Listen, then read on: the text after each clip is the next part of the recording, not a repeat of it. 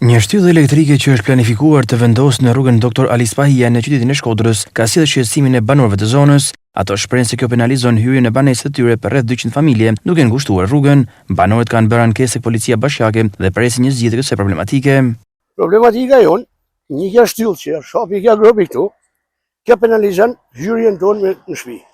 Janë rreth 150-200 familje që një këtu përshkohen, me gjërë kjo një rrugë hyrëse këtu, një rrugë dali atje, që në të dy kratë nuk mundrohen 2 makina, është për 1 makinë. Dhe me thani, 150 familje, 200 familje, i këtë rrugë që është 3 metra e lejtë sot, të fillu të kështylla. Dhe e muri i këti zëtnis, me vullë i shtyllë 35-40 cm gjanë, që është shtylla të tensionit, dhe me thani të me 2,70. Problemi është një zjermë, por një urgjensë, një tu, 2,70 m, një zjarë fikse, një ambulancë, këtë nuk mund t'hinë ma.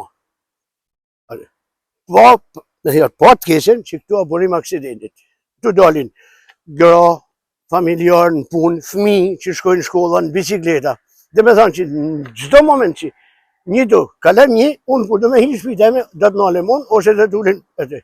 Të shme ngushtu dhe këte, dhe me thanë, rreziku e aksidenteve, blokimi i tana mënyreve të lirive që mund këtë nevojt një person. Dhe nevoj shtylla 4 që shkën rrugice 2 metër e 30.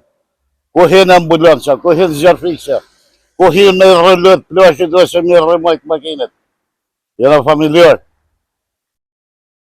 Na shofim, gjenë zgjivuje tjetër, se tu ka nërë gabim. Ka një rrugic për 200 familjesh, nuk ka rrugë tjetër veç të relivjevi, e o adës në rënë makinat. Se parkohen. Për banorët vështirësohet kalimi i mjeteve të ambulancës dhe zjarfikses, duke u kthyer në shqetësim për të gjithë zonën.